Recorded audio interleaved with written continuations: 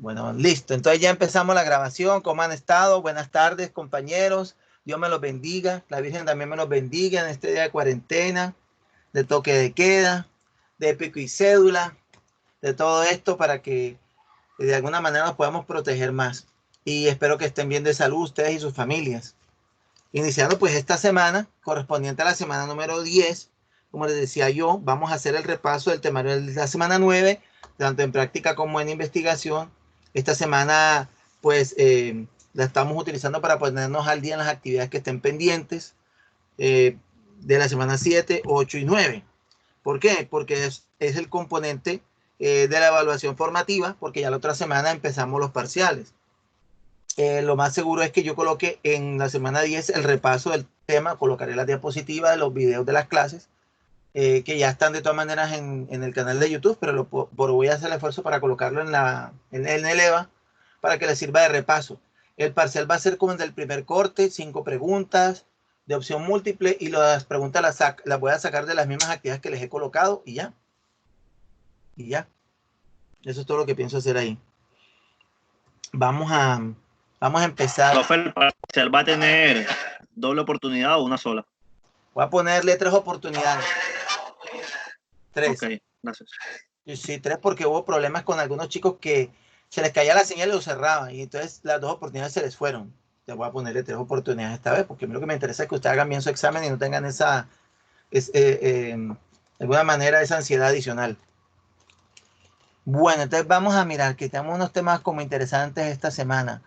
Vamos a empezar por investigación. Están viendo la diapositiva, ¿verdad? Sí, claro, profe. Ok. Voy a poner un poquito más grande aquí.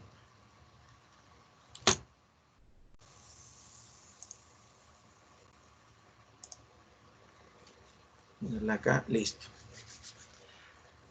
Entonces, como es la semana 10, pues se coloca la semana 10, aunque hace parte del tema de la semana 9. Con el saludo.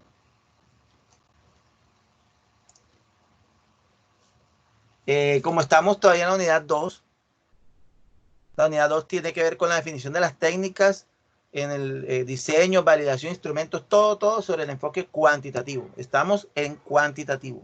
En quinto semestre veremos cualitativo. Y de ese enfoque cuantitativo en esta semana, estamos viendo en la semana 9 los criterios de selección de una metodología cuantitativa.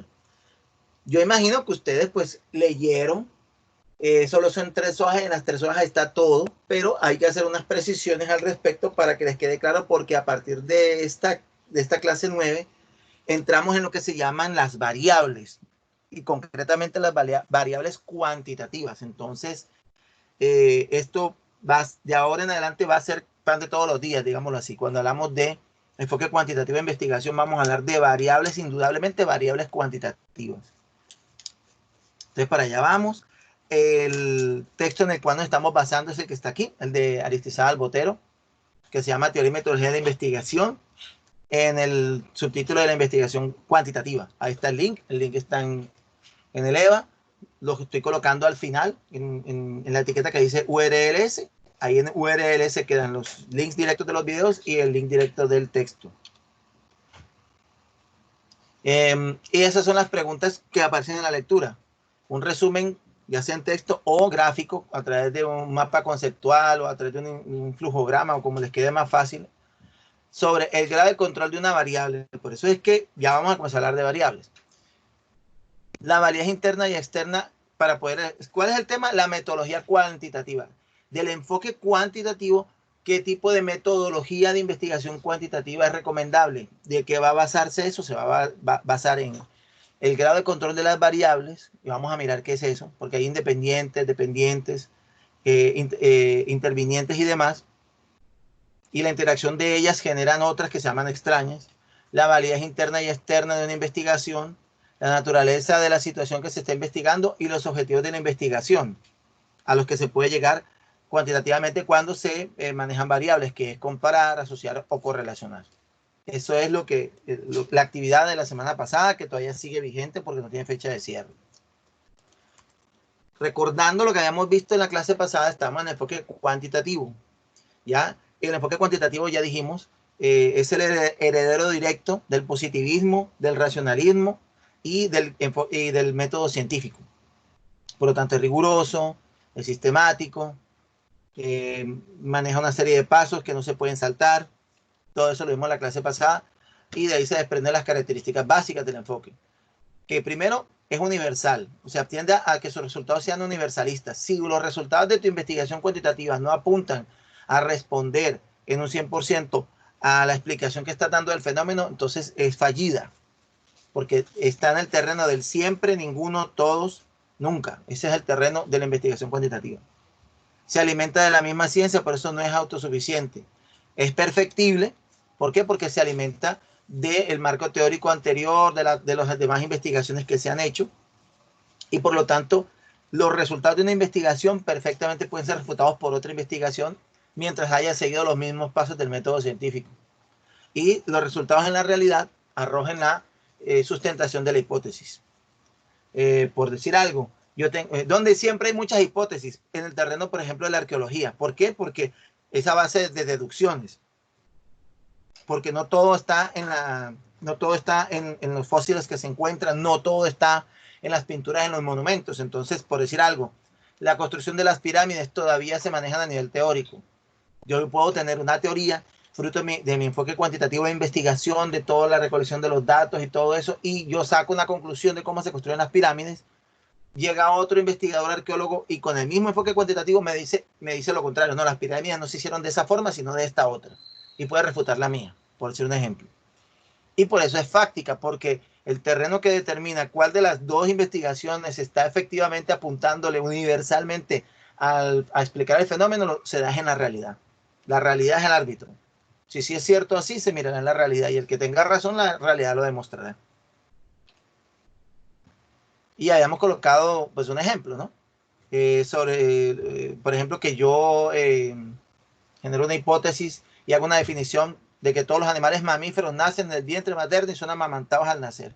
Y eso tiene que abarcar universalmente a todas las especies, al ser humano, a los animales domésticos, a los animales salvajes, y si son acuáticos, terrestres, aéreos, y si existen y caen en esa categoría, como es universalista, también serán cobijados y se determinarán como mamíferos. Por lo tanto, habíamos indicado que el enfoque cuantitativo, por su naturaleza, de que se genera una hipótesis o teoría y que esa teoría se aplica al mundo de la realidad, es por ende deductiva, porque desciende de lo general a lo particular. Habíamos dicho también en la clase anterior que por esa misma naturaleza el enfoque cuantitativo se basa en que la realidad es objetiva y está alejada, o sea, apartada del investigador, y que como está apartada, yo puedo estudiarla, porque yo solo puedo estudiar aquello que está apartado de mí. Ya cuando yo soy investigador, yo tengo que apartarme de manera objetiva de la realidad o de la parte de la realidad que yo quiero investigar para poder hacer eso, para poderla estudiar. ¿Cómo la estudio? A través de las variables. Por eso es que el tema de hoy son las variables, ¿sí ven? Porque yo descompongo la realidad en variables y de esas variables yo selecciono las que necesite para analizarlas. Y habíamos dicho que analizar es descomponer en elementos a los cuales se les va a hacer un estudio a cada uno de esos elementos que se llaman variables, para de ahí comprobar o no la hipótesis que yo genero. Y por eso se habla de análisis cuando se descompone y sintetizar cuando se mira la integridad de cómo funcionan unas con otras. Por ello,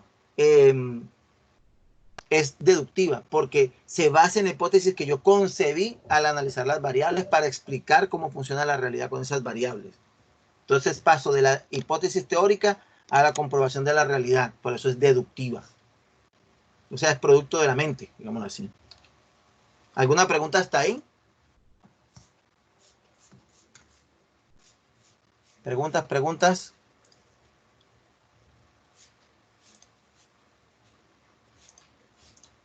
¿No hay preguntas?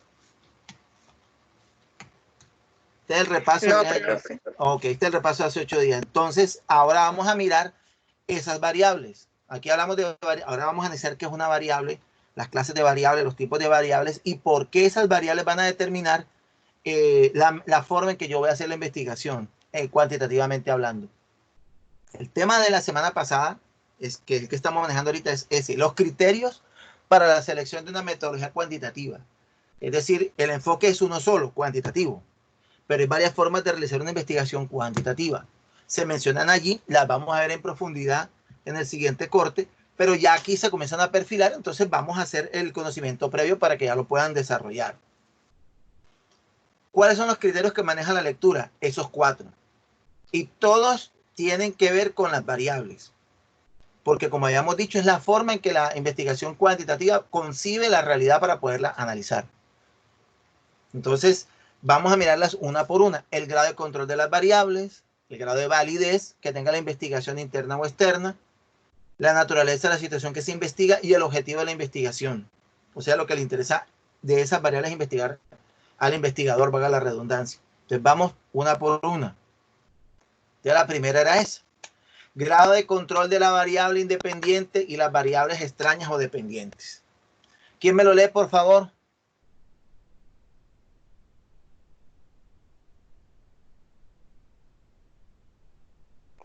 De acuerdo con el problema a investigar, se valora la posibilidad de control de variables independientes y variables intervinientes.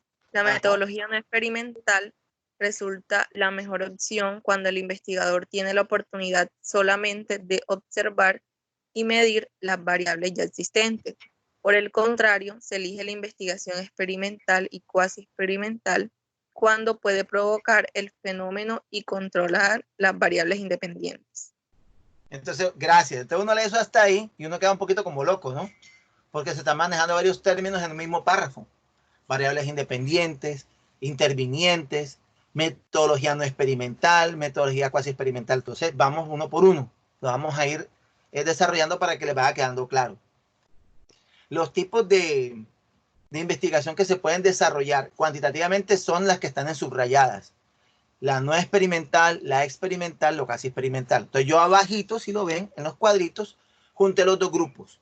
La interacción entre variables independientes, dependientes, intervinientes, en relación a el método experimental, cuasi experimental o no experimental. Entonces vamos a irlos mirando uno por uno. ¿De acuerdo?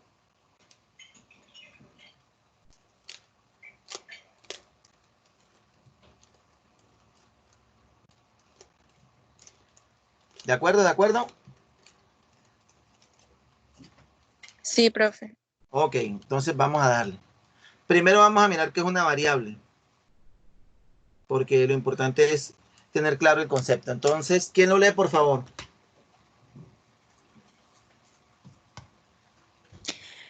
Son elementos o atributos del objeto de investigación que pueden ser clasificados en categorías y que además se pueden medir y cuantificar según sus características. De acuerdo a Hurtado, León y Toro, es todo aquello que puede cambiar o adaptar distintos valores, calidad, cantidad. Es cualquier característica que puede cambiar cualitativa o cuantitativamente. Correcto. Entonces, una variable son los atributos, las características que tenga el objeto de estudio de la realidad que tú quieres estudiar, investigar. Y esas características, por definición cuantitativa, tienen que poderse valorar, medir, cuantificar. Hay otras variables que no se pueden medir o cuantificar, que ya no pertenecen al reino cuantitativo, al enfoque cuantitativo. Eso lo vamos a ver ahorita. Y por eso puede tener unas características que dice allá al final que pueden variar de manera cualitativa o cuantitativa. Como es enfoque cuantitativo, aquí vamos a mirar las variables cuantitativas, pero en la definición ahora mismo vamos a mirar general ambas. Entonces lo primero que tiene que tener claro es eso. Una variable son las características que distinguen a un sujeto de estudio. Y hay variables que pueden ser cuantificables, medibles, y hay otras que no. Ahora vamos a mirar eso qué es. ¿De qué va a depender esas características? Del tiempo en el que se realice la investigación y si es afectada o no por otra variable. ¿Sí? Es decir, hay variables que durante el paso del tiempo cambian. Por ejemplo, nosotros nos hacemos viejos. No es lo mismo hacer una investigación de Juan Valdés bebé a Juan Valdés adulto a Juan Valdés anciano. Ahí esa variable ha cambiado cualitativamente, si se quiere, en ese intervalo de tiempo. Y hay variables que cuando interactúan con otras, cambian. Entonces la interacción de variables y el tiempo va generando que cambian las características de una variable. Pero en general es eso, las características, lo que describe a ese sujeto de estudio. Esas son las variables. Bien, estos son los tipos de variables. Hay variables que se clasifican por relación y hay variables que se clasifican si es cuantitativa o cualitativa. Vamos a empezar por esto. Miren que ahí están variables independiente, dependiente e interviniente, que son las palabritas que habíamos dicho arriba. No es difícil, son fáciles de entender. Ya vamos a mirar por qué. Por favor, ¿quién lo lee? Variable independiente.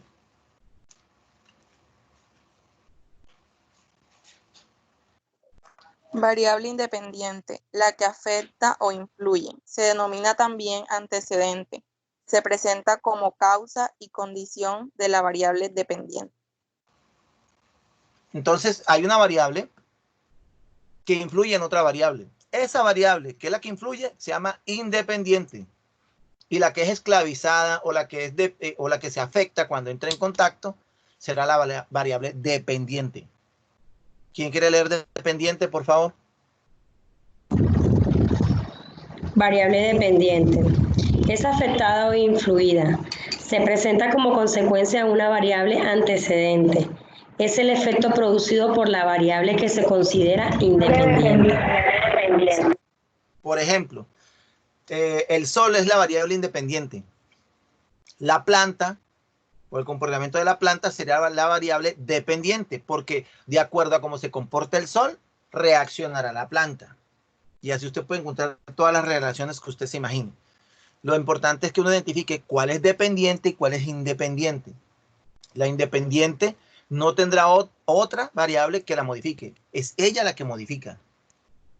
Y por eso esa relación generará las metodologías cuantitativas que se deban realizar. La tercera es la interviniente. ¿Quién la lee, por favor?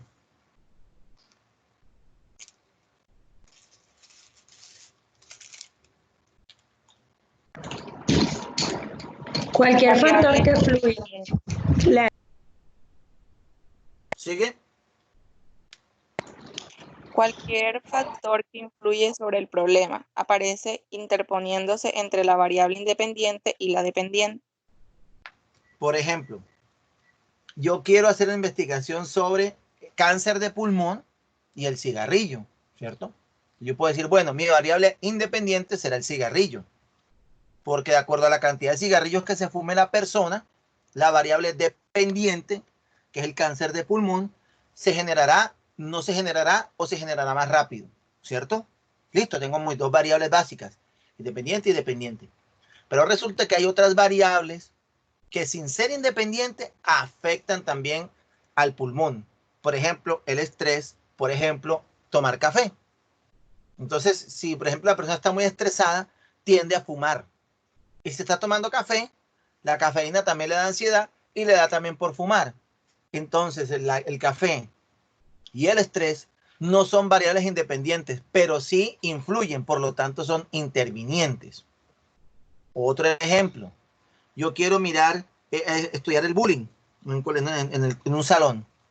Entonces yo puedo colocar que mi variable dependiente pues son los estudiantes que sufren el bullying y los independientes son los chicos que generan el bullying, los abusones. Pero también hay variables intervinientes, por ejemplo, que el profesor no interviene, o sea que el profesor está callado, no interviene. De alguna manera, esa pasividad del docente genera que se recrudezca el bullying. Yo puedo decir, es una variable interviniente. O las políticas de la institución generan que, al contrario, hay un ambiente competitivo y genera que haya bullying. No es independiente, pero influye, por lo tanto es interviniente. ¿Está claro ahí? ¿Preguntas o ya lo entendieron? Profe, repita, por favor. Entonces, la variable independiente es la que genera cambios en la variable dependiente. Pero la interviniente es unas variables que aparecen en un momento dado que pueden afectar esa relación, pero no son independientes. Por eso puse los dos ejemplos. Por ejemplo, la que les acabo de decir del cáncer. Yo quiero estudiar la relación entre el tabaquismo y el cáncer de pulmón. ¿Cuál es mi variable independiente? El cigarrillo. Mi variable dependiente, el cáncer de pulmón, o sea, cómo afecta el pulmón. Pero hay unas variables que generan que la gente fume más, que puede ser el estrés o puede ser que tomen cafeína. Cada vez que toman café les da ganas de fumar o cada vez que están estresados fuman. Entonces eso va a variar mi experimento, pero no porque sean independientes, sino porque son intervinientes. Intervienen en un determinado momento y afectan la variable dependiente. Lo que normalmente uno investiga es la variable dependiente. Normalmente es así.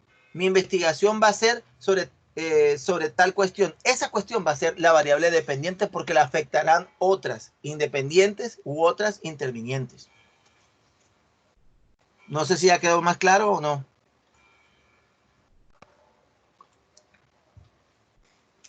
Sí, profe. ¿Quedó claro? Bien. Esto lo vamos a seguir masticando de aquí en adelante. Así que se van familiarizando. Aquí apenas se las estoy presentando. Normalmente uno mira estas dos, las dos de arriba, la independiente y la dependiente, pero no puede uno descuidar la interviniente, porque muchas veces se confunde con independiente. Hay que tener claro si es constante o si la afectación a la variable dependiente es muy marcada, entonces ya tú puedes generar la hipótesis de que es una variable independiente y no interviniente. Pero normalmente se maneja la relación de las dos primeras. Asimismo, las variables también se clasifican de acuerdo al enfoque investigativo en variables cualitativas y cuantitativas. Las cualitativas se dividen en nominales y ordinales. Y las cuantitativas en discretas y continuas. ¿De qué va a depender eso? Del tipo mismo de datos que generan esas variables. Entonces, para que no nos vayamos a enredar, les voy a colocar un video cortico para que les quede un poco más claro. Déjenme, yo le coloco el audio al sistema.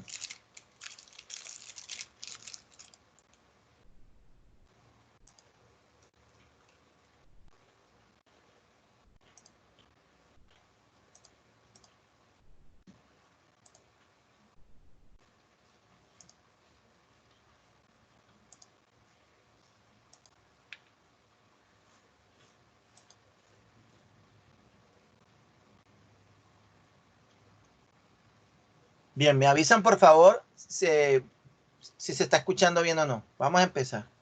Voy a colocarle aquí volumen a ver si esto tiene que ver. Tipos de variables. En esta ocasión vamos a conocer la clasificación de las variables. Pero ¿Sí se está oyendo el video? Sí, señor. Sí, señor, se escucha bien. Bien. primero vamos a ver qué es una variable. Este lo voy a colgar en EVA también porque es muy interesante, está completico. Vamos a decir que una variable es una característica de un conjunto de individuos. Estos individuos pueden ser personas, animales, empresas, cosas u objetos. Veamos algunos ejemplos. Tenemos que para una persona, una variable puede ser la edad, puede ser la estatura o el peso, el color de ojos o la escolaridad. Una persona tiene infinidad de variables. Para una empresa, tenemos que sus variables pueden ser el sector al que pertenece, el tamaño de la empresa, el número de empleados que tiene, el nivel de producción o el volumen de ventas. Vemos también que una empresa entonces tiene diferentes características y cada una de estas características es una variable. Ahora veamos por qué se denomina variable. Veamos esto con un ejemplo. Supongamos que realizamos una encuesta a un conjunto de personas y les preguntamos sobre su nivel de estudios. Cada una de estas personas nos dará una respuesta diferente. Supongamos que esta persona nos responde que tiene nivel secundaria, esta persona tiene nivel bachiller y esta persona tiene nivel licenciatura. Como vemos, el nivel de estudios varía o cambia de persona en persona. Es por eso que se denomina variable, aunque se puede dar el caso de que una, dos o más personas puedan coincidir en el nivel de estudios que tengan, pero en general cuando se encuestan a muchas personas, lo más seguro es que haya una variación en el nivel de estudios. Ahora veamos cuántos tipos de variables hay. Para propósitos de este curso vamos a distinguir dos tipos de variables. Tenemos las variables cuantitativas y tenemos a las variables cualitativas. Las variables cuantitativas son aquellas que asignan un valor numérico y que mide alguna característica del individuo. Las variables cualitativas son aquellas que agrupan a los individuos en categorías. Veamos algunos ejemplos. Para las variables cuantitativas tenemos la edad, la estatura, el salario, el número de hijos, las unidades producidas y el volumen de ventas. Observemos que cada una de estas variables se miden en cantidades, es decir, en números. Como ejemplo de variables cualitativas tenemos el sexo, la raza, el color de ojos, la escolaridad, la calidad en el servicio y el sector al que pertenece una empresa.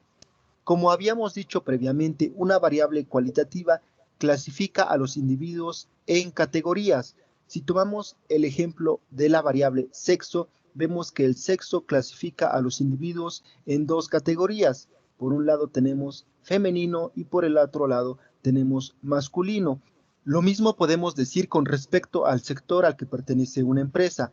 Esto se puede clasificar, por ejemplo, en el sector primario, sector secundario y sector terciario. Es decir, cada una de las empresas pertenecerá a uno de estos sectores. A su vez, las variables cuantitativas se clasifican en dos tipos. Tenemos las variables continuas y tenemos las variables discretas.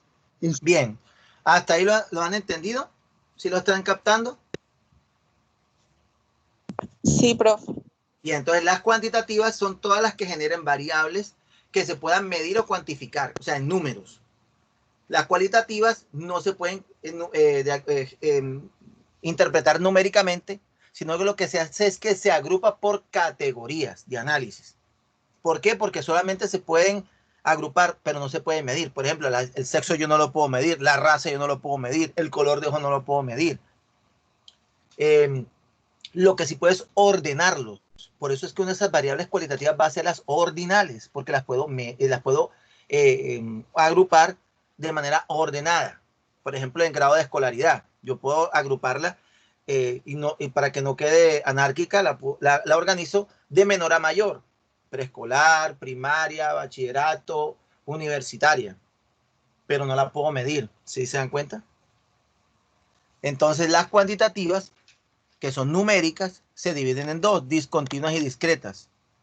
Eso tampoco tiene mucha complicación. Ahora van a mirar por qué. En su momento definiremos cada uno de estos dos tipos de variables. Por el lado de las variables cualitativas tenemos a las variables nominales y tenemos a las variables ordinales. Veamos un poco más sobre la clasificación de las variables cualitativas. Como ya hemos dicho, las variables cualitativas se clasifican en dos tipos, variables nominales y variables ordinales. Ahora veamos algunos ejemplos. En el caso de las variables nominales tenemos a la variable sexo y tenemos a la variable color de ojos.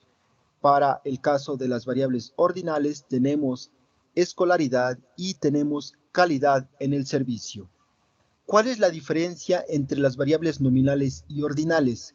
Observemos que en el caso de las nominales no importa el orden en que se coloquen las categorías.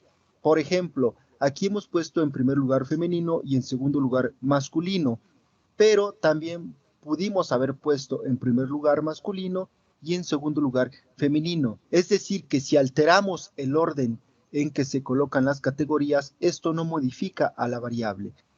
También sucede lo mismo en el caso del color de ojos. El orden en que aparezcan los colores es irrelevante para la variable.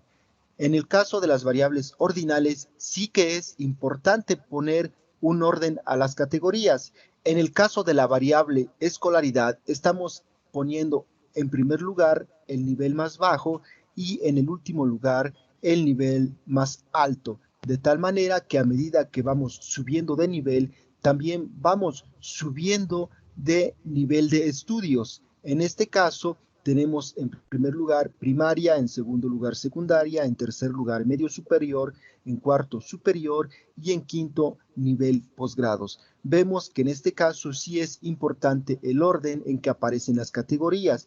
Ustedes pueden observar que si alteramos el orden en que aparecen las categorías de escolaridad, pues pierde sentido la variable.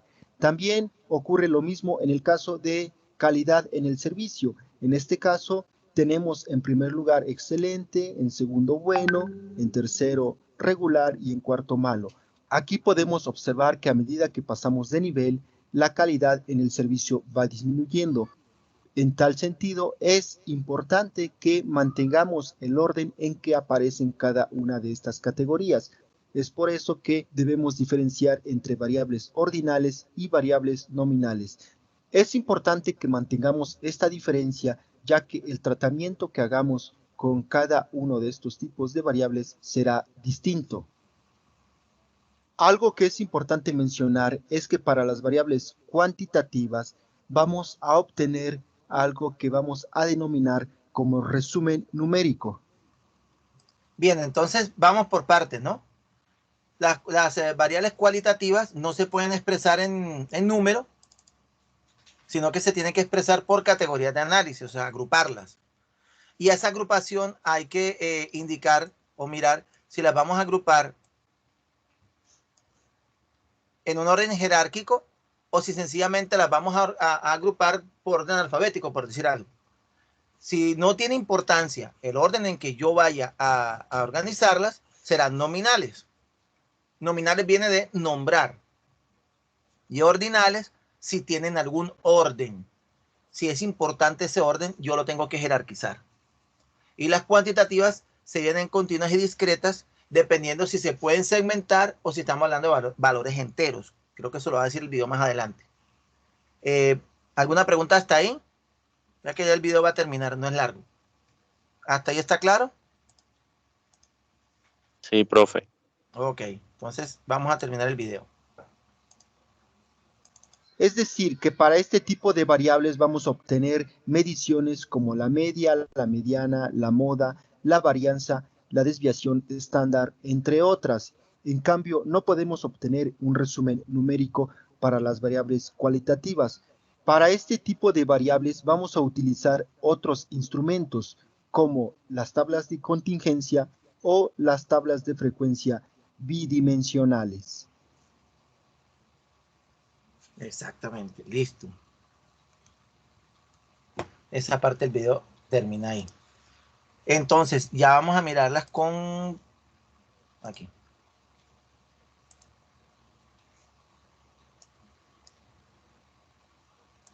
Bien. Entonces, lo que estábamos diciendo. Cuantitativas tienen expresión numérica y se dividen en discretas o continuas. Ya vamos a mirar eso un poquito. Y las cualitativas en categorías de análisis porque no se pueden medir. Por lo tanto, o se ordenan alfabéticamente, nominales, o en un orden jerárquico, entonces serían ordinales. Nominales para agrupar de manera aleatoria, ordinales para agrupar en orden jerárquico. Aquí está desglosado lo que el señor acabó de decir. ¿Sí ven? Cualitativas, si sus valores no se pueden asociar naturalmente a un número. Serán nominales si su valor no se puede ordenar. Por ejemplo, género, grupo sanguíneo, religión, lugar de nacimiento, si fuma o no fuma, si es casado, soltero, viudo. Ordinales, si su valor sí varía, si se cambia el orden. Entonces ya hay si el grado de escolaridad, de satisfacción de un servicio o la intensidad de un dolor. En el caso de las cuantitativas, como se expresan numéricamente, ahí todo es importante y se dividen en discretas o continuas. Discretas si toma valores enteros. Por ejemplo, el número de alumnos. Tú no puedes colocar que en este curso hay 25,2 alumnos. No, o hay 25 alumnos o no, pero no puedes poner 25,2. ¿Sí ven? O tú no puedes colocar cuántos hijos tiene Brigitte. Tiene 1,5. No, o tiene uno o no lo tiene, pero no puede tener uno y una patica. ¿Sí ven? Entonces son discretas es porque son valores enteros que no se pueden segmentar. Y serán continuas si entre dos valores son posibles infinitos valores intermedios. Entonces, ahí sí, ahí donde viene coma tal o punto tal. Entonces, 5,4 de estatura o la edad de 34,2 años o lo que sea. Esa es la clasificación de las variables por cuantitativa o cualitativa. La otra es lo que vimos en relación entre sí. Independiente, que es la que afecta, dependiente, la que es afectada, e interviniente, la que en determinado momento puede también alterarla a la dependiente, pero no es independiente. Vamos es por ahí nomás. ¿Hasta ahí alguna pregunta?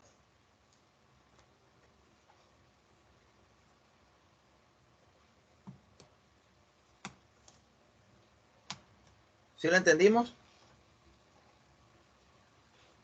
Miren que las volví a colocar ahí, abajo. Variables independientes, dependientes, intervinientes. Ahora vamos a mirar, ya sabiendo qué son, la relación con los métodos de investigación cuantitativa, experimental, cuasi experimental o no experimental. ¿Van conmigo?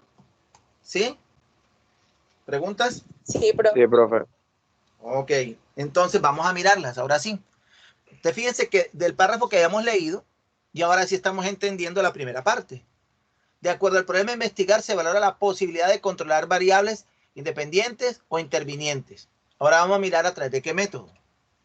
Entonces, el primero que está ahí es el método experimental. Cuando hablamos de método experimental en cuantitativa, no es que tú vas a hacer un experimento, no. Experimental tiene que ver con tu capacidad de controlar las variables. ¿Quién lo lee, por favor? Que está ahí a la izquierda. ¿En qué consiste el método experimental? Esto está en la lectura. Ya aquí estamos sacando el extracto de la lectura. Alto grado de control en el que se provoca o manipula el fenómeno. Se trabaja con una variable independiente que es controlada y donde los efectos en variables dependientes son estudiados. Bien, entonces vamos a colocar un ejemplo para que lo entendamos. Vamos a hacer un estudio sobre los efectos del alcohol, del licor. Como yo voy a hacer un tipo de estudio experimental, voy a usar el método experimental, yo tengo que tener claro cuál va a ser la variable dependiente e independiente. Entonces, ¿cuál será la variable independiente? Voy a hacer un estudio sobre los efectos del licor. Entonces, ¿cuál será la variable independiente? El licor, ¿no? Exacto, el licor, ¿sí? O el grado de alcohol que se va a ingerir, por decirlo de alguna manera. ¿Cuál será la variable dependiente? La persona. Las personas. Es decir, el comportamiento de las personas en función del grado de alcohol que ingieran, ¿correcto? Entre más alcohol, variará el comportamiento. Entre menos alcohol, variará de una manera menor el comportamiento. Entonces, como yo voy a utilizar un método experimental, yo genero el fenómeno, yo controlo las variables. Entonces, ¿qué hago yo? Escojo varios grupos de personas que van a ser mis variables dependientes, las personas, como acaba de decir la compañera, y a cada grupo le voy dando alcohol en determinada dosis, de menor a mayor. ¿Sí se dan cuenta? Yo controlo cuánto alcohol ingiere cada grupo. ¿Y qué voy haciendo yo? Tomando nota, las mediciones de la reacción de los individuos al grado de alcohol. Yo controlo todo. ¿Sí ves tú? ¿Quiénes son? ¿Cuánto grado de alcohol les voy a dar? ¿Cuál tipo de alcohol les voy a dar? Las cantidades en las que se los voy a dar, todo. Eso se llama, el poder controlar todo eso, es lo que el texto llama validez interna. ¿Qué se llama validez interna? Hombre, que todo el procedimiento que yo hago interno en mi investigación está controlado, como diría el Chapulín, fríamente calculado. Nada se me escapa para yo poder garantizar los resultados de esas observaciones, de esa experimentación, de esa reacción, si se quiere decir. ¿Hasta ahí estamos claros?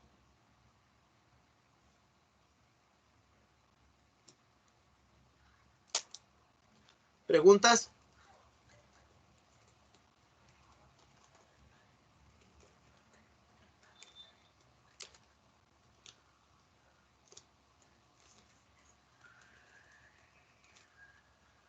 Bueno, entonces sigo. A verificar acá. La siguiente será el método cuasi experimental. ¿Quién lo lee? Imposibilidad de manipular la variable independiente y o asignar aleatoriamente los sujetos a las condiciones experimentales. Entonces, por ejemplo, sigamos con el ejemplo que estamos viendo del alcohol. Entonces resulta que en el primer ejemplo yo controlo todo. Tipo de alcohol, cantidad de alcohol, la dosis de alcohol, cuántos sujetos de prueba. Aquí en cambio no. Aquí lo que puedo yo escoger de pronto son los sujetos, pero no puedo yo controlar la cantidad de alcohol que ingieran, porque será aleatoria, por decir algo, ¿sí? O cuando por ejemplo, cuando alguien se expone a un elemento radioactivo, yo no puedo manipular la cantidad de radiación porque la está emanando. Lo que sí puedo de pronto yo es controlar quiénes se van a exponer y con qué intensidad. En este caso, cuántas personas se van a exponer al alcohol, pero el alcohol no lo surto yo, ellos se lo toman. ¿Sí me hago entender ahí? Por eso se llama cuasi experimental, porque cuasi controlo todo. Hay cosas que no puedo controlar. No puedo controlar la variable independiente. El alcohol no lo puedo controlar. ¿Sí? Puedo de pronto asignar los sujetos, pero hasta ahí. O sea, profe, usted llama a las personas, con el ejemplo del alcohol, y ustedes le dicen que tomen la cantidad de alcohol que ustedes consideren No, buena para ustedes o la que quieran. Y no, ya después de eso es que usted hace el estudio. no exactamente. Es que ellos van a ingerir el alcohol, pero yo no puedo controlar la cantidad de alcohol que van a ingerir. O sea, pero no la cantidad, el grado de alcohol, para que me entiendan, ¿ya? Alcohol al tanto por ciento más, ¿sí? Eso no lo controlo yo. Lo que sí puedo decirle al sujeto es, bueno, nada más puedes tomarte una botella o tantos mililitros, pero la cantidad de alcohol que hay en esos mililitros no los puedo controlar yo. Ah, vale, ahora sí. Bien, ahora vamos al tercero, al no experimental. ¿Quién lo lee?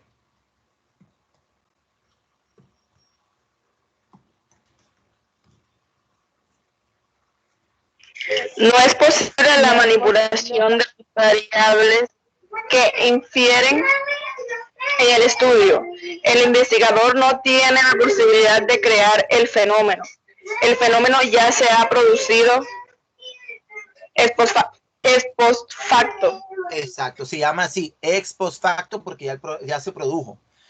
Aquí el ejemplo sería que yo no puedo sacar a nadie y meterlo en un laboratorio y asignarle grados de alcohol. No, me toca a mí ir donde están los bares y ver cómo la gente ingiere el alcohol para poder mirar cómo reacciona, porque no controlo nada. No puedo controlar ni el alcohol ni la cantidad de personas y por eso se da de que el fenómeno ya se ha producido porque yo no lo puedo generar. El fenómeno se está dando sin mí. Entonces ya yo voy allá. Normalmente es así. El no experimental tiene eso, que yo voy como al sitio donde se produce el fenómeno, pero el fenómeno se está dando, mejor dicho. No lo origino yo. ¿Sí está claro ahí?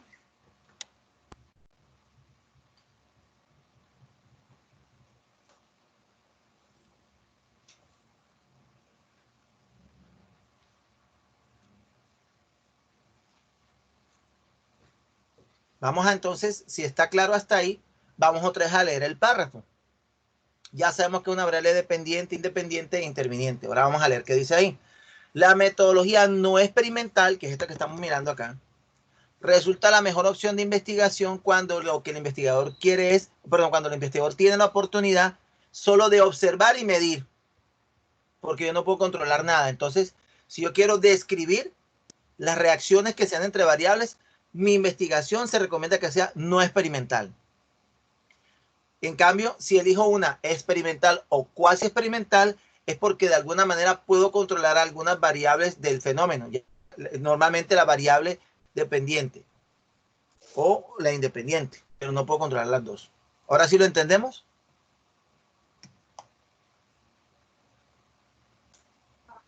Profesor, y por ejemplo, ¿cuándo es conveniente hacer ese tipo de investigación? O sea, ¿cómo sabe el investigador cuándo es conveniente hacer ese tipo de investigación?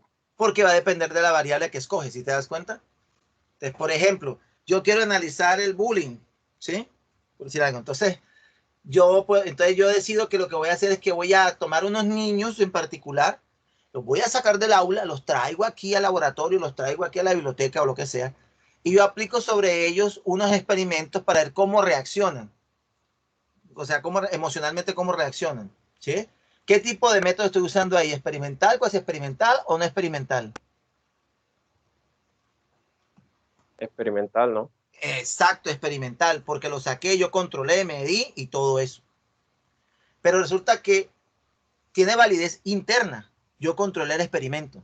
Pero la validez externa, ¿cómo queda? Es decir, esos resultados que me dé esa investigación, ¿serán fiables con la realidad? Si yo saco a los chicos del entorno en el que están, los coloco en este otro ambiente, les genero el fenómeno, les genero las reacciones y las mido y todo eso, ¿serán acordes con la realidad? ¿Qué tanto estarán acordes con la realidad? Yo diría que no, porque lo sacó ya del ambiente propio, del ambiente donde se produce, en este caso, el bullying. Of course, yes, sir, that's it. Muy bien. Ya. Pero, profe, pero igual eso no depende del grado de asertividad de usted también. Por eso es que la lectura habla de eso. De acuerdo a cómo tú escojas tus variables, dependerá la manera en cómo quieras tú generar el experimento. Si tú tienes unas razones por las cuales tú justificas que debes sacarlos del aula para poder controlar, porque hay muchos distractores en el aula, por decir algo, ya dependerá lo que tú quieras analizar, entonces se validará que los saques. Pero aunque tenga validez interna en alto grado, al compararlo con la realidad, lo que se llama validez externa, ahí se afecta, porque como bien dijo Yamit, lo sacaste del ambiente. Caso contrario, si yo no lo saco del ambiente, sino que yo voy allá donde se está dando el fenómeno y tomo los datos de lo que viven allá, estaré usando ¿qué tipo de método?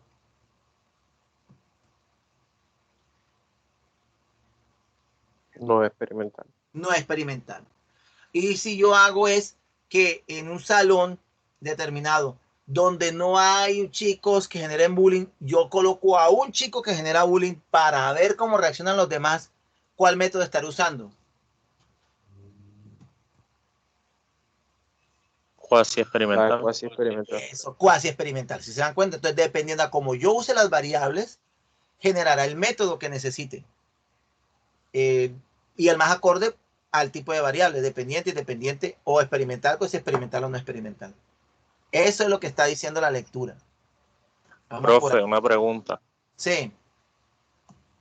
Entonces, el método no experimental es más aplicable a la investigación cualitativa. Precisamente para eso vamos a mirar lo del grado de validez, porque todo tiene su pro y su contra, fíjese. Si yo utilizo el modo no experimental, el que estás diciendo tú ahorita, mira lo que está allá abajito, si lo ves de segundo. Cuando se quiere lograr altos niveles de validez externa, es decir, que los datos son fiables de la realidad, o sea, que se comporten de manera espontánea en la realidad, el fenómeno fuera de mí, ex post facto, ¿sí? Pasa que a nivel interno, como no lo puedo controlar, entonces tiene debilidad. Porque como yo no puedo controlar la variable, yo solamente me puedo limitar a describir las reacciones. Pero no puedo dosificar, no puedo hacer nada. Entonces, ambas dependen de lo que tú quieras investigar. ¿Cuál será la más conveniente? Pero siempre tendrá su lado flaco. Si yo me baso más en lo que encuentro en el entorno, internamente tendré una debilidad porque no puedo controlarlo. Pero sí tendrá una alta validez externa porque se está dando en la realidad. Y al revés, si lo hago experimentalmente, tengo validez interna porque yo controlo todo lo que ocurre en el experimento, pero cuando, como dijo Yamit, se contraste con la realidad, ya es débil, tiene debilidad con la validez externa. Es lo que ocurre, por ejemplo, cuando se crían animales en cautiverio, animales salvajes en cautiverio. Llega un momento en que si tú no controlas bien y lo vuelves dependiente de que tú le des la comida y demás, ya tú no lo puedes liberar en el ambiente natural porque ya él no puede sobrevivir. Llega un punto en que él ya depende. Porque es experimental, digámoslo así. Pero cuando ya es allá, ya cuando tú estás analizando sus regímenes alimenticios en la selva, ¿sí? Listo, tiene una gran validez porque está en la realidad, pero no puedes experimentar con él porque no puedes controlar las variables, ¿sí? Entonces, si haces una, se debilita interna. Si haces la otra, se debilita externa. Un ejemplo de lo que acaba de decir serían los pandas. Ajá, los pandas. Los pandas. Y también ocurre con los fenómenos sociales. Entonces, si yo, dependiendo del fenómeno, si yo voy al entorno, ya sé que tengo que ver cómo trato de equilibrar la debilidad de la validez externa. Y si lo hago a nivel experimental, tengo que ver cómo equilibro de alguna manera con mi metodología de pronto la debilidad en la realidad, o sea, en la validez externa. Porque o lo uno o lo otro.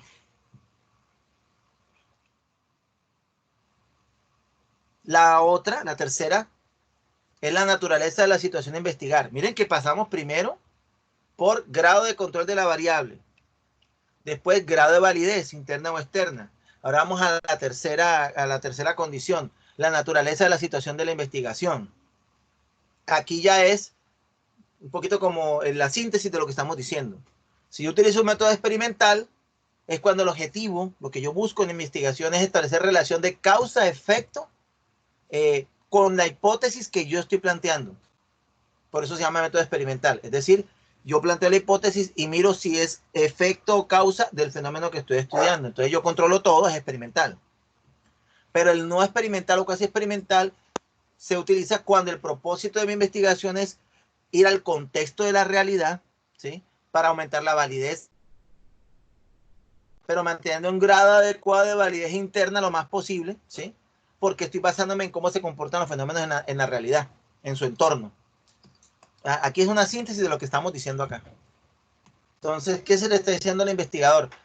De acuerdo a tu variable, dependiente, independiente o interviniente, se dará el tipo de método que deberás utilizar y ya tú tienes que saber los pros y los contras de utilizar ese método. ¿Preguntas hasta ahí?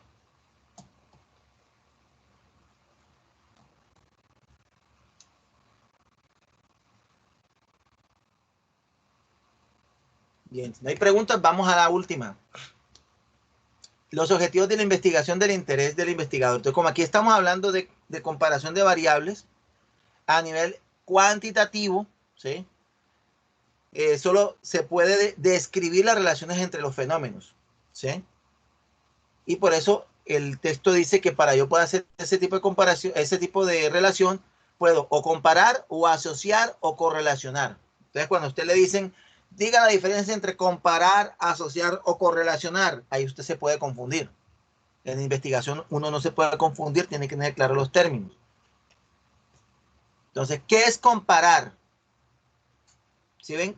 Comparar es cuando yo recojo información, contrasto, ¿sí? Los datos, ¿sí? Para saber si existe una diferencia entre los grupos de datos que yo encontré. O sea, si el de arriba tiene relación con el de abajo. Diferencias y semejanzas, entonces yo los comparo. ¿Sí? Estamos hablando de variables cuantitativas, es decir, numéricas, ¿no? Y yo miro si hay relación entre lo uno y lo otro. ¿Sí? Eso es comparar. Eso está en el texto. Ese es el párrafo del texto. Asociar, ¿sí? Es también que tú haces esa relación que está ahí, ¿sí? Pero aquí ya son datos nominales u ordinales, ¿sí? Es decir, el grado en el que al parecer los rangos de una variable tienden a presentarse también en otros rangos. Es decir, que los valores que están arriba también se están viendo acá abajo, ¿sí? Y pueden ser nominales u ordinales. ¿En qué sentido? En que yo puedo estar haciendo un estudio donde hay hombres y mujeres, ¿sí? Y esos hombres y mujeres están también categorizados por el nivel de estudio. Entonces, en el nivel de estudio tengo tantos hombres o tanto porcentaje de hombres, tanto porcentaje de mujeres. Y entonces ahí hay una relación porque tanto nominalmente mujeres como ordinalmente tipo de estudio tienen en común el género o el sexo de los individuos, hombres o mujeres. Y eso lo vamos a ver más adelante. Aquí apenas lo estamos esbozando.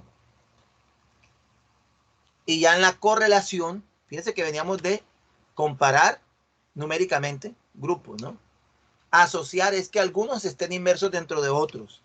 Y ya correlacionar, ¿ya? Tiene que ver, como dice acá, el grado de variación conjunta de dos o más variables cuantitativas. Es decir, cuánto varían los valores de una variable generando modificaciones en la otra. Es decir, cuando hablamos de correlación, aquí es directamente variable dependiente y variable independiente. ¿En cuánto modifica la independiente a la dependiente? Ahí estoy correlacionando. ¿Preguntas?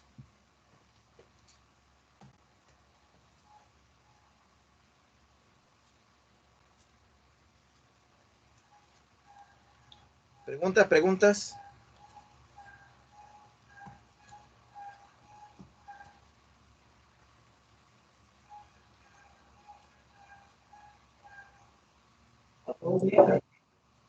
Diga. Bien, entonces, ¿les quedó claro hasta ahora, correcto?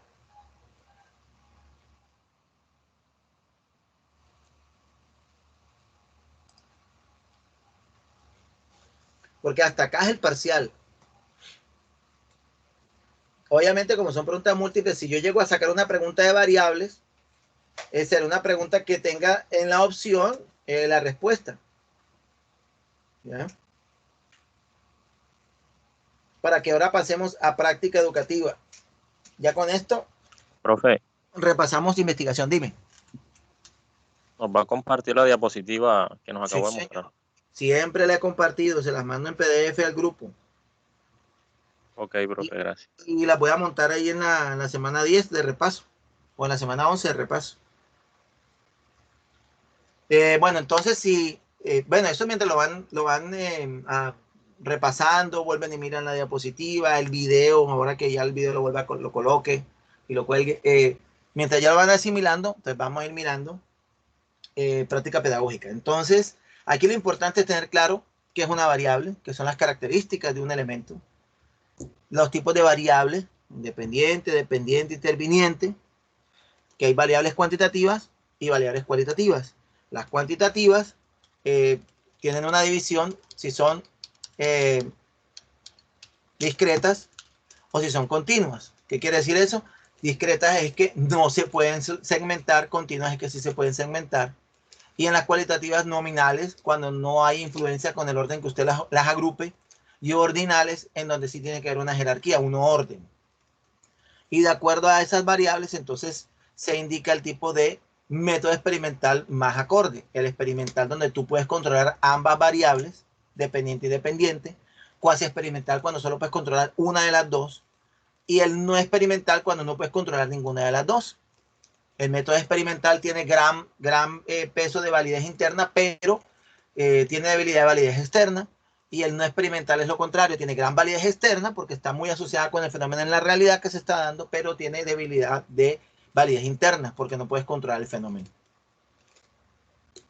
Y de acuerdo a eso, pues se mira si se está correlacionando, asociando o comparando.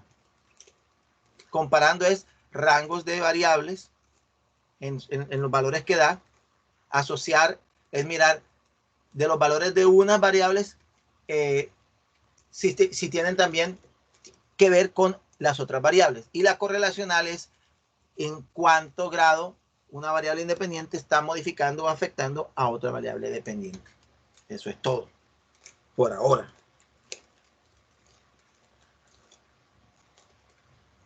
Pasamos a práctica entonces.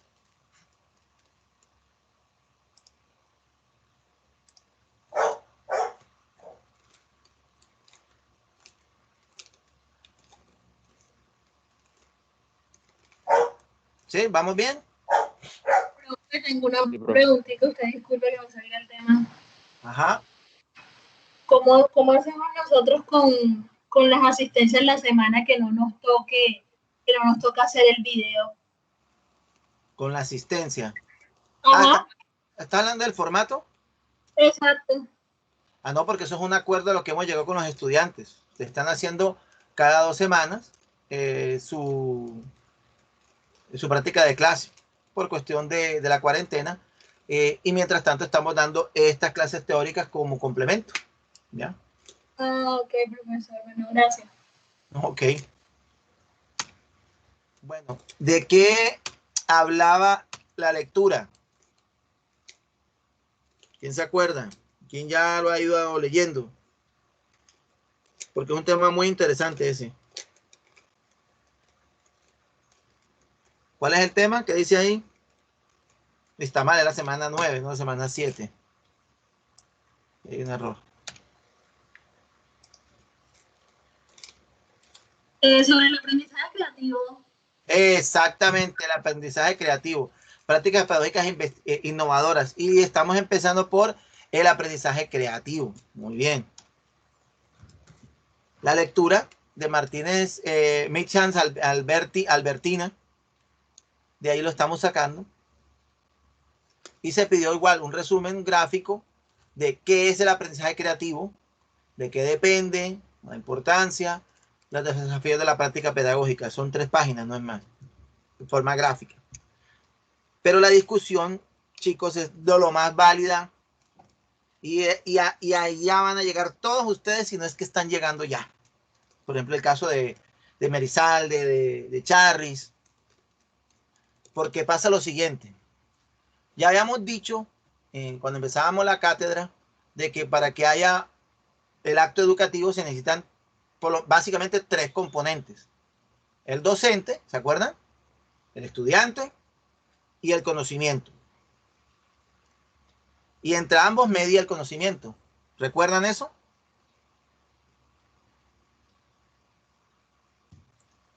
Que lo vimos en el salón. Sí, profesor. Ok. Y habíamos dicho que en ese orden de ideas, de manera como secundaria, estaba el ambiente de aprendizaje, porque mientras hay un docente, un estudiante y el conocimiento, la clase puede ser al aire libre, la clase puede ser en una biblioteca, la clase puede ser en un aula de clase, ¿sí? Y los recursos de aprendizaje relacionados con el conocimiento puede ser una lectura, una lámina, un video, aquellos recursos que tiene el docente, por eso se llaman así, para ayudar a mediar en el conocimiento hacia el estudiante. Eso lo habíamos alcanzado a decir. Pero como todo en la educación, no todo es blanco y negro. ¿Por qué? Porque si tomamos, por ejemplo, los ambientes de aprendizaje, y yo les hago la pregunta, ¿en qué ambiente de aprendizaje será más efectivo el conocimiento o el acto educativo? ¿En un ambiente de aprendizaje tipo 1 o en un ambiente de aprendizaje tipo 2? ¿Qué creen ustedes?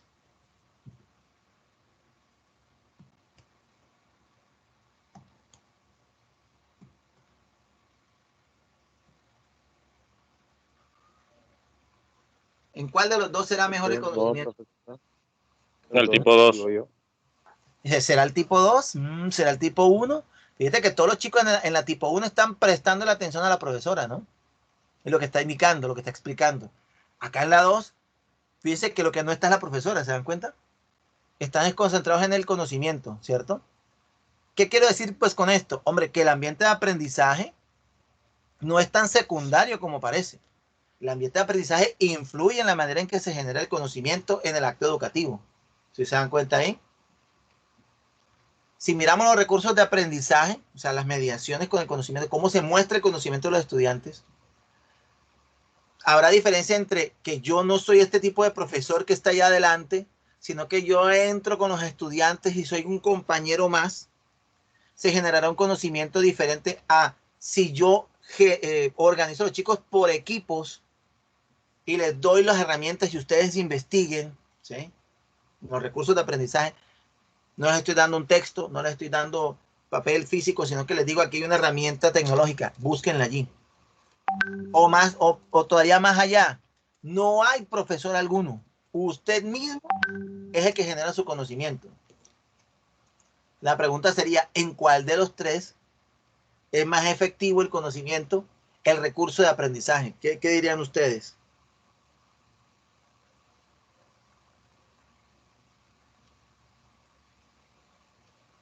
Profe, yo pienso que en el primero. ¿Será el primero? Yo creo, profe, que todos son buenas. Yo creo que todas son buenas y que pueden ser utilizables dependiendo del lugar, o sea, como del país, la ciudad en la que se vaya a utilizar ese tipo de aprendizaje. Y por eso les decía que este tipo de discusiones que nunca terminan de darse, siempre están presentes en la pedagogía. Y ustedes, algunos ya lo están viviendo, porque ya están teniendo experiencias de clase, ¿sí? ¿Por qué?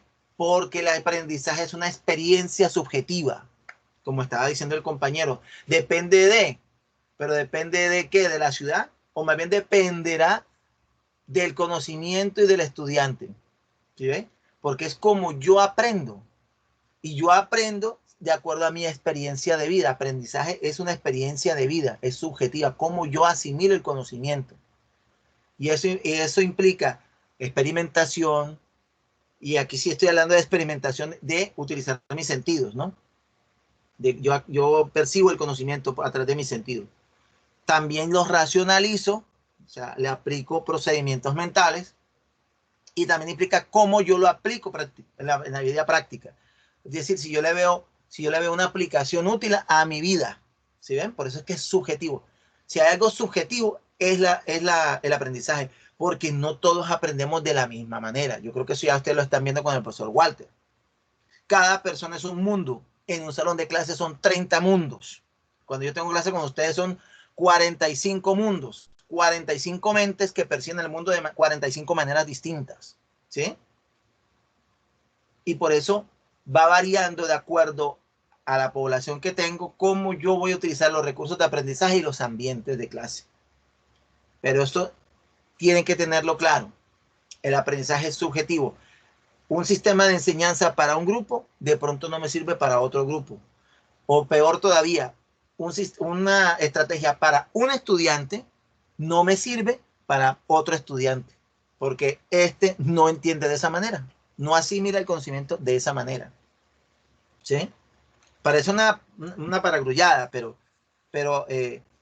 al final vamos a mirar eso porque tiene que ver mucho con la famosa decisión que a veces hay que tomar entre ¿doy la misma explicación para todo el mundo o la personalizo? El ambiente de clase me permite personalizar, el horario me permite personalizar, o me tocaría por cuestiones de horario y demás homogeneizar. ¿Sí se dan cuenta ahí?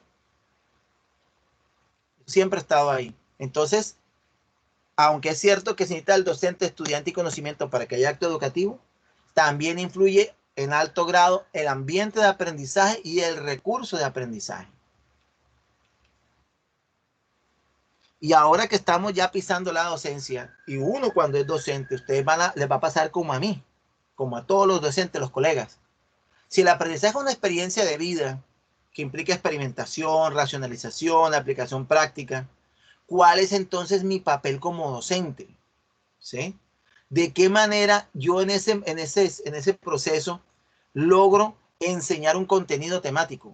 Yo tengo este tema y lo voy a dar. ¿Cuál será la mejor manera de presentar el tema para que sea una experiencia que a todos los chicos, la mayor cantidad de chicos que yo pueda, les llegue? Es decir, cómo yo puedo impactar en mis estudiantes. Y eso es lo que nosotros llamamos aprendizaje significativo o aprender con H. O sea, que yo logro que el estudiante lo interiorice y nunca más se le olvide.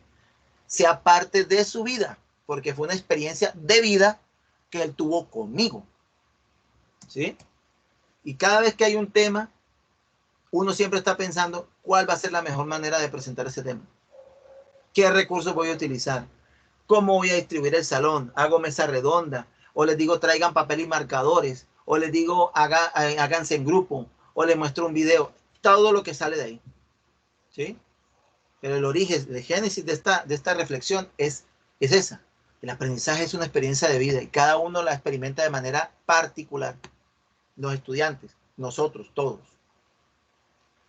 ¿Alguna pregunta hasta ahí?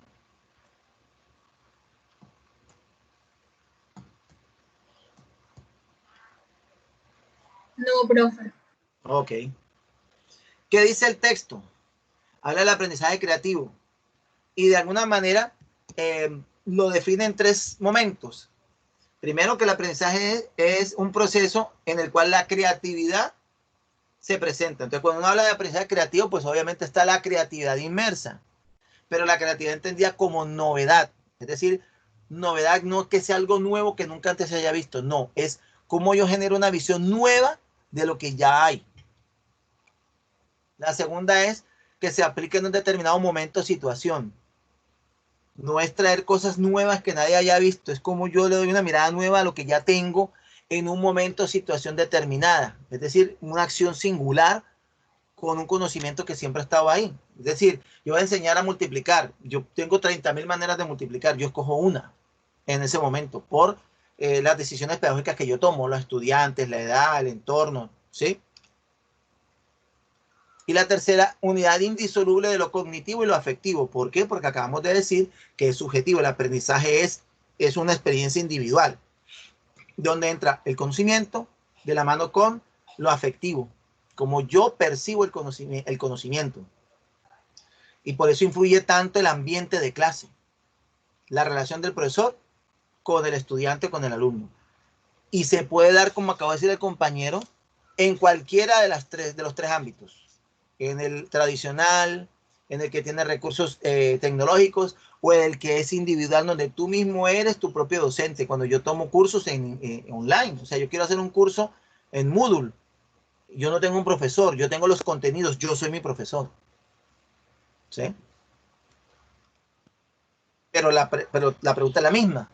¿Cómo impacto en mis estudiantes? ¿Cómo logro yo impactar en mis estudiantes? Ahí en el EVA había un video, uno de los videos, que se les sugirió revisar. Vamos a mirarlo un momento, que no es largo, para darle cierre al tema. Aquí está. Les voy a pedir un favor. Mientras vamos viendo lo que va diciendo el video, vayan pensando cuál de esos métodos innovadores, entre comillas innovadores, los usamos en Colombia en nuestras clases. ¿Sí?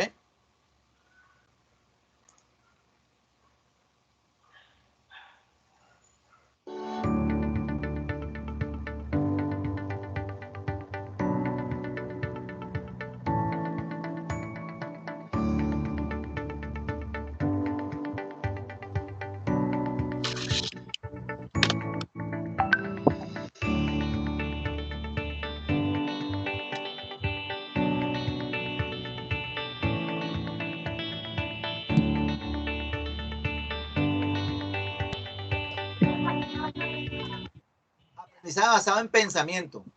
Ese es el primero.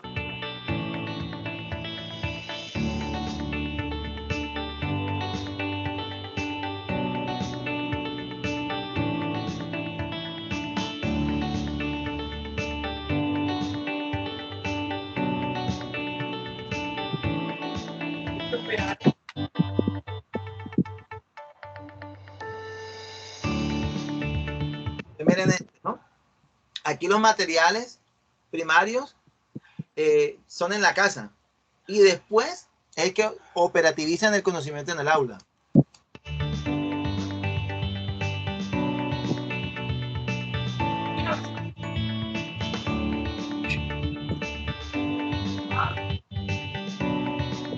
Pregunto, ¿este tercero aprendizaje basado por proyectos lo estamos usando en nuestro país?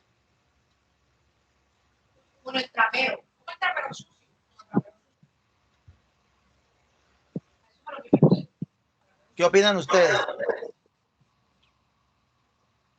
¿El aprendizaje basado en proyectos se está utilizando en los procesos de clase de nosotros en Colombia?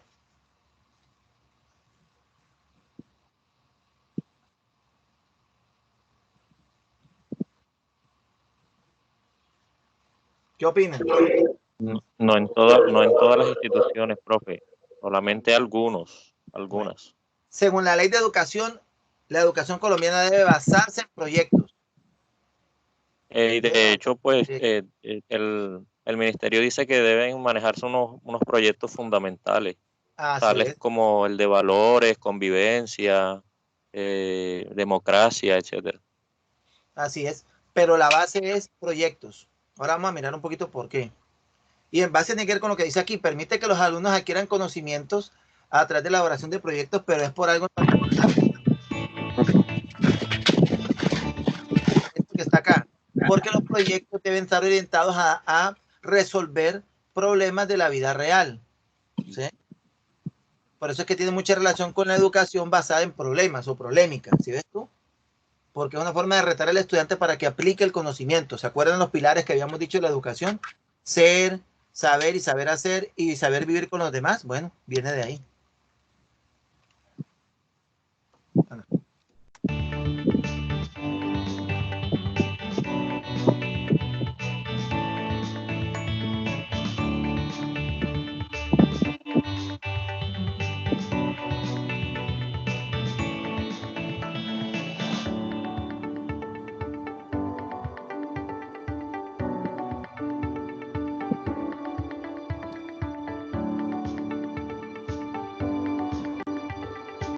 había escuchado hablar de la gamificación? ¿Alguno lo ha escuchado hablar?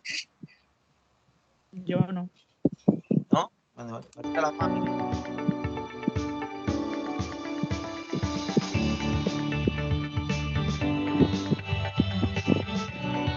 Miren lo que dicen ahí. No es nueva, pero ahorita es muy popular.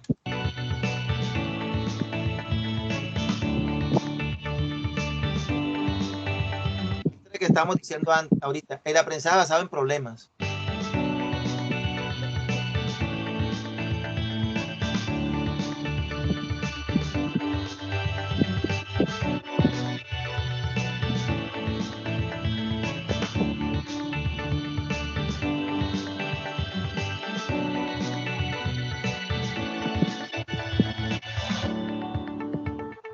Fíjense que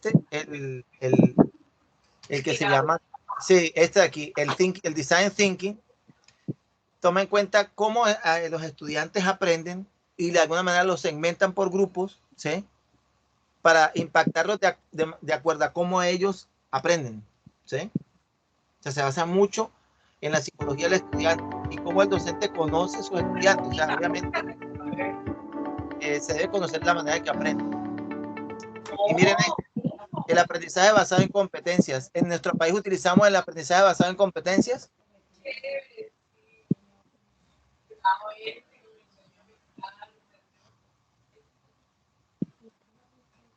Se usa en nuestro país.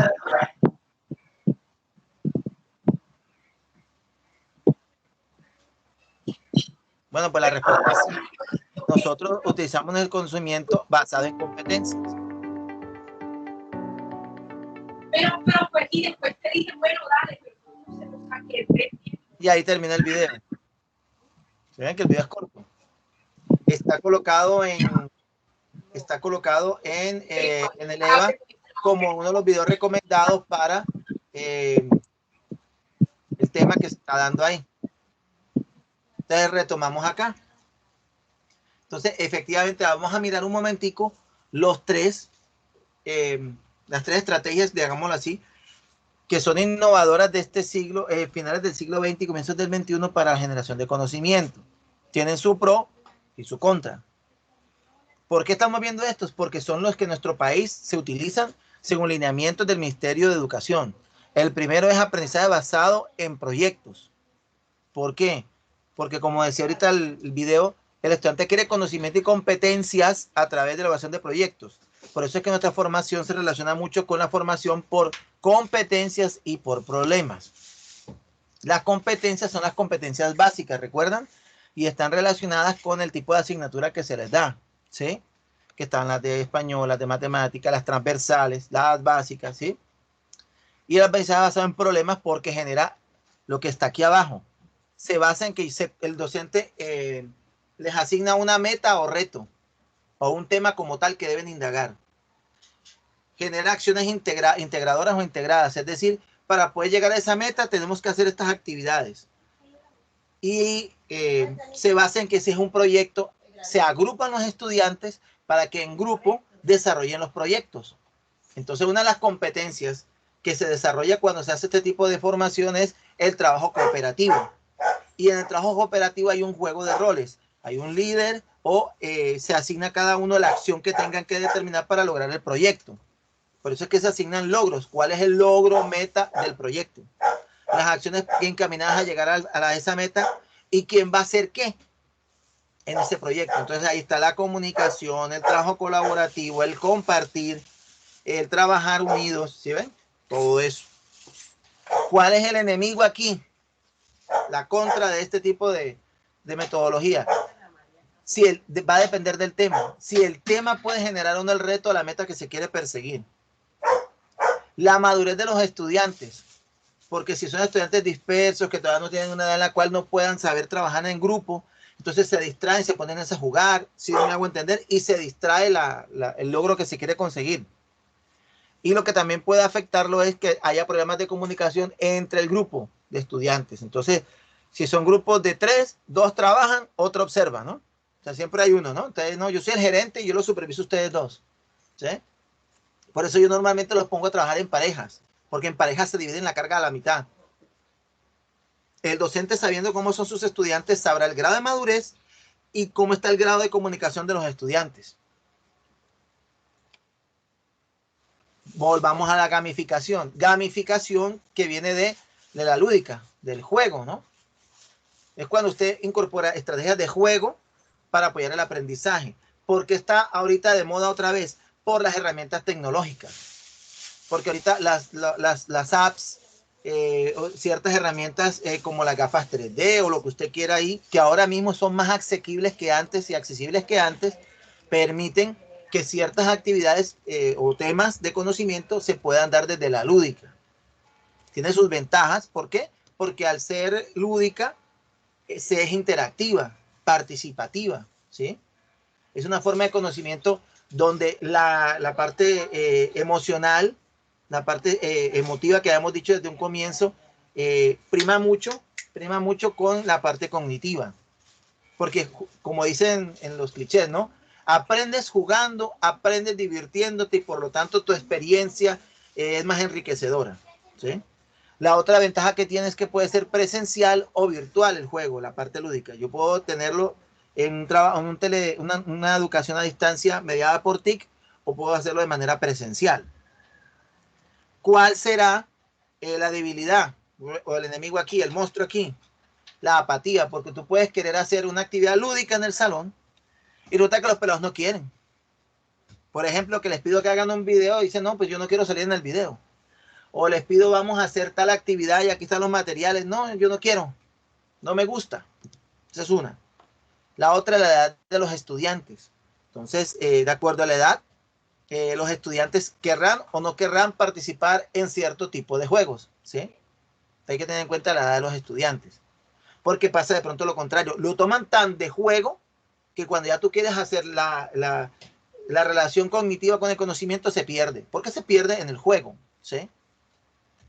Dependerá de la motivación del docente.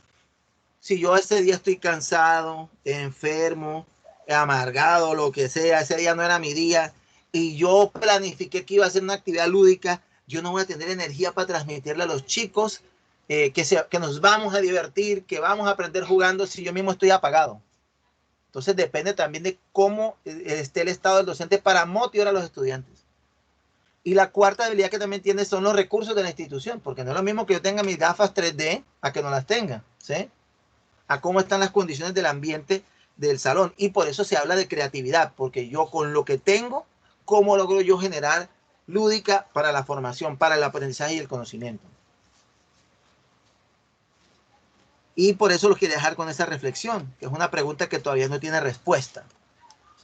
Si tenemos un aprendizaje creativo basado en que hay estudiantes que aprenden de manera activa, o sea, experimentando, ¿no? Activamente, teóricamente, reflexivamente, pragmáticamente, que es una de las teorías del conocimiento, que eso ya la han visto con el profesor Walter. Y lo que quiere decir es que cada persona aprende de manera distinta. Siempre va a estar la duda ahí. Homogeneizar o personalizar. Adaptar el conocimiento a cada estudiante o tratar de hacer como una atarraya que de alguna manera en esa generalidad pueda yo captar a esos estudiantes. Esa es la gran pregunta que, les repito, no tiene aún respuesta por todos esos factores que acabamos de ver. ¿Alguna pregunta?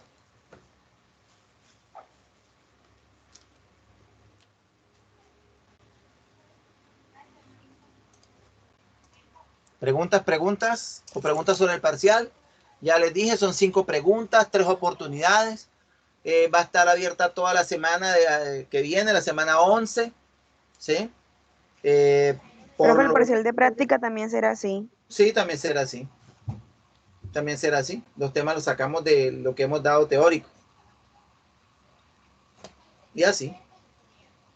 Okay. Hasta ahora ninguno se me ha corchado, gracias a Dios. Fíjense ustedes, ¿eh? O sea, conmigo no creo que tengan nervios, o sea, siempre les pasa, les da ansiedad, pero al final se dan cuenta que pues, no hay misterio chino. Los temas están ahí. ¿Preguntas, jóvenes? ¿Se acabó el tiempo? ¿Preguntas? Bien. Como no hay preguntas, antes de revisar la asistencia, tengo que darles una información. La información es la siguiente. Para el 4 de junio, la universidad va a realizar su seminario de práctica. Ustedes saben que hay que hacer seminarios de práctica porque eso hace parte de la formación de los estudiantes. Ese seminario de práctica se ha programado de manera virtual. Vamos a tener 2 invitados de talla nacional, 2 invitados de talla internacional para los temas que tienen que ver con la práctica. Los estudiantes que participen de ese seminario quedan exonerados del tercer parcial. No es obligatorio asistir, pero deberían asistir porque los temas tienen que ver con práctica pedagógica, con investigación en el aula. El temario yo se lo voy a pasar en el EVA, se lo voy a ir colocando, pero sí me interesa que ya vayan sabiendo que va a haber ese seminario, que debemos apoyar ese seminario. ¿Cuál es el valor, profe? Vale 40,000 pesos y es el 4 de junio. O sea que tienen chance de reunir 20,000 y 20,000. Son 2 días. Listo. Son 2 días. Eso se consigna directamente a la universidad. ¿Cómo se hace? Exactamente, en la universidad están por pasarnos ya el dato de las formas de pago, si es por consignación, si es por internet, por giro, por lugares de pago, toda esa parte de cómo se hace la logística del pago, pero el costo es de 40,000 pesos. Vayan, chicos, porque los invitados internacionales están buenos, nos están confirmando, pero hay de Estados Unidos, hay de Brasil, tenemos varias opciones allí. Son 2 días, ¿sí? Nosotros les vamos pasando ahora el temario, pero hoy por lo menos quería decirles para que ya vayan teniendo la información, para que con tiempo vayan guardando el rubro, 40,000 pesos. Profe, y solo va a exonerar de práctica de investigación todavía. Repite, por favor, que no te escuché. Que sí, solo va a exonerar de práctica, de la asignatura de práctica, o otras asignaturas también van a exonerar. Pues hagamos un trato, si todos se meten, los exonero a los 2. Por lo menos pero que usted sabe que todos no van a ir. Si el 90% entra, los exonero a los 2. Ya, profe, 70. 80. La mitad. 80. Si se meten 80. 70, profe. 80. Si se meten 80, los 2 exámenes de parcial final. La mitad más 10%. La mitad más 10%, no, 80.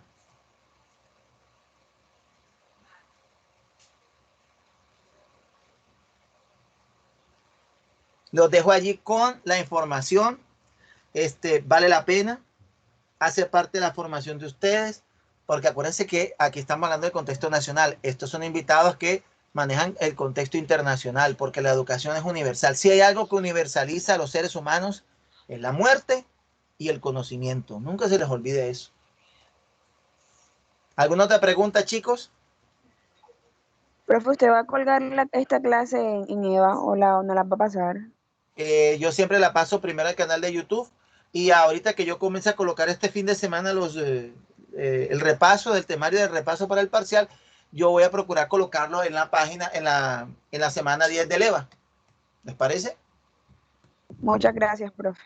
Ahora ahí está todo. Ahorita yo les mando el link, si no hoy, mañana, de estos videos, porque los otros videos yo se los he colocado con el link en el YouTube y el link se los mando al WhatsApp. Bueno, voy a revisar la lista antes de que cerremos. ¿Quiénes me faltan? A ver si ya llegaron. Barrios, ¿llegó? Ronald García, profe. Espérate. Voy a decir los que tengo ausentes. Si no te llames porque ya te tengo en lista. ¿Quiénes me faltan hoy? Barrios, Carrillo, Carlos Daniel. ¿Ya llegó? Cárdenas, Luis Eduardo. Carrillo. Profe, yo, Daniela Zapata. No he llegado a Zapata, voy apenas por Cárdenas. Barrios, Carlos, ¿llegó? Cárdenas, Luis Eduardo, ¿llegó? Carrillo, Katy, ¿llegó? Cañarete. Martínez, Valentina. Moreno, Ana Sofía. Múnera, Stephanie. Olivero. Múnera no tiene internet. ¿Quién? Múnera no tiene internet. Y profe Olivero, aquí estoy. Internet, no internet, ok. Moreno, acá estoy. Ok, Olivero ya llegó. Muy bien. Ortiz ya llegó. Ah, Moreno, Ana Sofía. Aquí, profe. Perfecto, ok. Olivero ya está. Ortiz ya llegó. Aquí, profe Ortiz. Listo.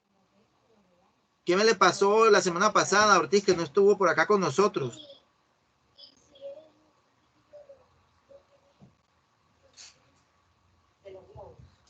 Peña ya llegó. Quintanilla ya llegó. Ah, profe, le estaba hablando, sin el micrófono encendido, que la plataforma no me dejó acceder a la clase. Ok, listo. Listo, Ortiz. Peña, Quintanilla, Shaddai, Fiorella Basalo, Agudelo, Miladies, y listo. Esos son los ausentes, los demás están. ¿A quién no he llamado? Otra vez te compro otros y este si no me lo... ¿A quién no he llamado? Los demás ya están entonces. Listo. ¿Tenés más, chicos? Ah, Cañarete ya llegó. Cañarete ya llegó.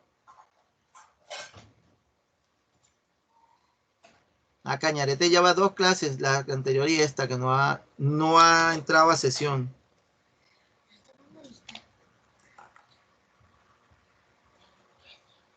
Ok, listo. Entonces, chicos, si no es más, entonces ahora sí nos despedimos. Les deseo un feliz resto de tarde. Dios me los bendiga. Dios me las bendiga. Se cuidan mucho, ya saben. El seminario de práctica. Igual, profe, que esté muy bien. Chao, profe. Bien, profe, gracias. Hasta luego. Y vamos con todas. Bye, bye, mister. Bye, bye.